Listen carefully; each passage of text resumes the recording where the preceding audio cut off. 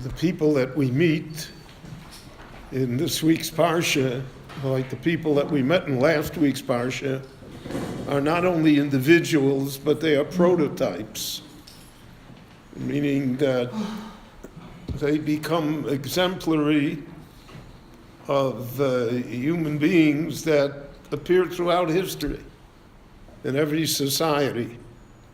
So, for instance, Cain is the prototype of the murderer who murders his brother in a dispute over territory. The Gemara says that they argued over when they came to the spot where the Beit HaMikdash would be built. So until then, they split up the world. There only two people, he split up the world. Somebody got Florida, so they gave him California, But when it came to the spot of the Beit HaMikdash, so there they could not come to an agreement, and Cain killed Hevel to solve the problem. And throughout the history of the world, a war is basically over territory, power, wealth, so that the human life is secondary. It's not part of the equation at all, because the territory is more important than the human life. And we are coming off of a century where so many tens of millions of people were killed in basically arguments over territory. There was an ideology behind all of it, but basically that's what drove it. So in this week's Parsha, we meet the prototype of the tyrant, of the dictator. That's Nimrod. The Torah doesn't give us many details regarding Nimrod. He was a Gibor Tzayed Lifnei Hashem. He was a person of great physical prowess. He had a great reputation. The Medrash fills in all of the details so that Nimrod becomes the king of Mesopotamia, and he crushes all of his opponents. And the Torah here teaches us a basic lesson that people who are willing to crush other people eventually rebel against God. They cannot take the concept that there's a God over them, that somehow they are subservient, because the nature of a dictator, the nature of people who are in power is ani v'afsiod, I'm it. Whatever I want, whatever I desire, that's what it's going to be. And you have to do what I want to do. And Nimrod is the first one, so to speak, to enforce that on a general society. The Medrash points out that Nimrod was the chief of an entire empire. And that therefore he had to exalt himself. He had to make himself a god, which is always in the nature of dictators, in the nature of totalitarian people. So you see it in our time, when all totalitarian states, you have to have the picture of the leader in your house. His picture has to be everywhere. Because that's what he is. He's the God. And if you don't have it, so then the police will come after you. And that becomes a problem. So Nimrod takes Avram Avinu, famous medrash regarding Ur Kasdim, and Avram Avinu is not willing to acknowledge that Nimrod is a god. So what do you do with people that don't want to acknowledge it? You execute them, you kill them.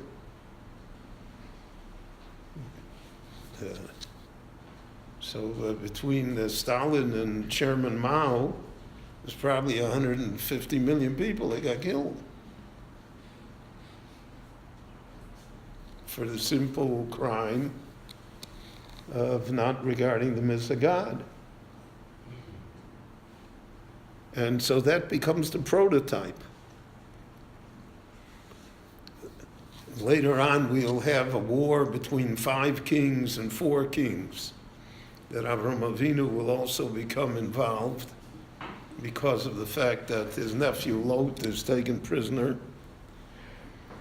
So there are all sorts of interpretations who these kings were. Amraphel, and it's not clear to us. But one of the things in the Medrash is that Nimrod is part of it.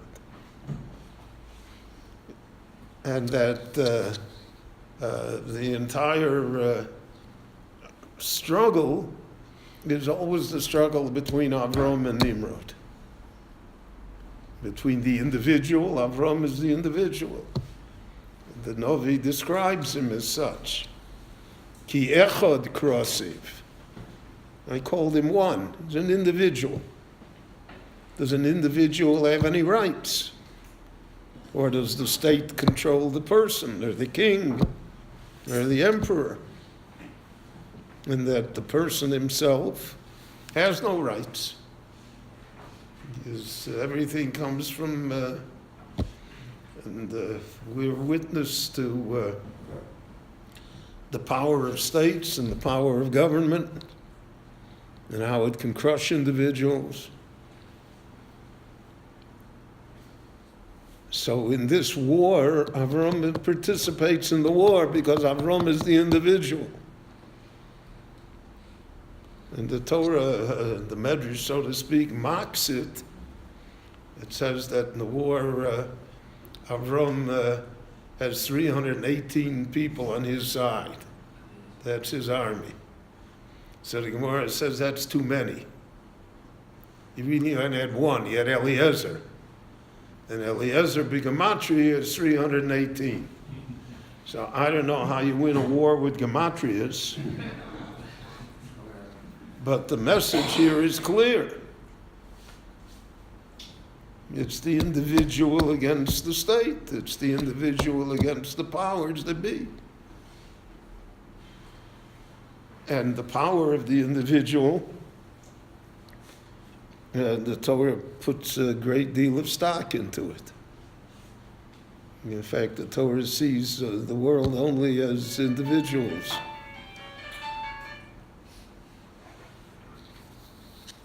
And therefore, Nimrod is a central figure in the story. Now, the Meforshim all raised the problem, why doesn't the Torah tell us about the miracle that Avram Avinu was saved from the furnace of fire? That he was saved from Ur Kasdim. The Asor and Nisyonos Nisnas Avram Avinu.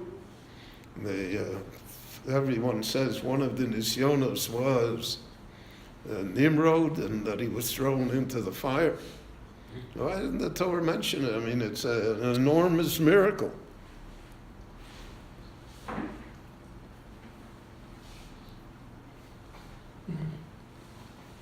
So there are many streams of interpretation regarding that. But one is that Avram Avinu came to teach us how to live, not how to die. and the world will be full of martyrs. In the thousands of years of human history, there have been probably millions of people that died for a cause. Whether the cause was right or wrong, moral or immoral, but it's one of the traits of human beings is that they're willing to die for it. Yarog val yavar. They're willing to die for a cause. So therefore, the Torah didn't want to emphasize that miracle, because there would be people, as I mentioned, that die for a wrong cause, that die for immoral reasons. But the Torah wants to teach us how to live.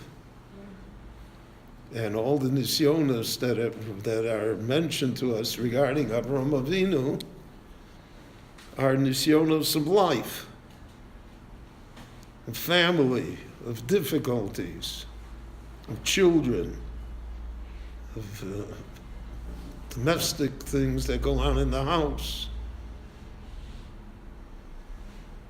Those are the nisyonos that the Torah describes for us, because they are things that we can all relate to. And we see that, again, in the past century, especially for the Jewish people, millions of people died for a cause.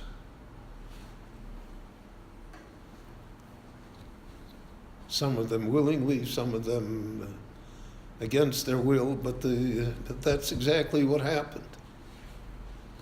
But that doesn't seem to affect later generations. I remember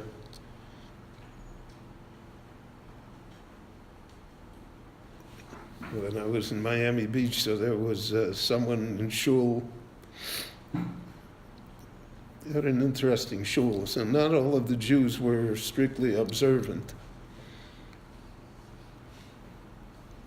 And he was, he would eat at places that were not necessarily kosher. So I never said anything to him, but I hope to have influence on him. One day, a Rav came that was from Europe, a survivor, and this man got in a conversation with him, and he said, my grandfather, he said, was in the camps, was there. So the rabbi said, what was your grandfather's name? Where did he come from? And they spoke together. And it turned out that the rabbi said that he knew his grandfather. He was in the camp together with him. So he said to him, well, what can you tell me about my grandfather? So he said, the only thing I can tell you about your grandfather is that he would trade whatever food he had so that he didn't have to eat real tarfus. Because the Germans gave pigs, whatever, horse meat, whatever. He wouldn't eat that. He ate it to stay alive. So I overheard the conversation. One thing about rabbis, they have good ears. So about a month later, I was talking to him. I said to him, I overheard that conversation. He said, your grandfather is willing to die, not to eat. So I said, think about it. Just think about it. What other people are willing to die for, other people treat so cavalierly, like it doesn't mean anything, especially if they're the descendants. And I saw he was very taken aback by the fact that I even mentioned it to him. And he didn't show up in shul for a couple of weeks. It's not the first member I lost and not the last member I lost. Okay, it's a free country. But after about a month, 6 weeks, all of a sudden he shows up again. And he says to me, I thought about what you said to me. I've been thinking about it for weeks. He said, it really bothers me.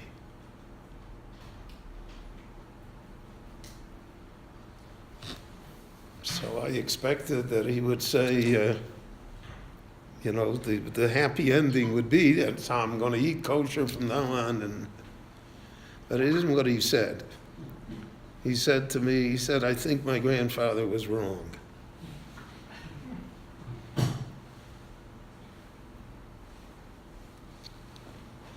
So I said to him, well, your grandfather's not here to defend himself, so I can't tell you whether he was wrong or right. But in my opinion, he came to the wrong conclusion. He simply came to the wrong conclusion. Because the conclusion you should have come to is that if I had such a grandfather and I'm his heir and I'm everything, so then I should see the world differently. Anyway, the Lord has an exquisite sense of humor. So one of his grandchildren is a Haredi Rosh Kollel in Har Nof now that doesn't eat Rabbanut.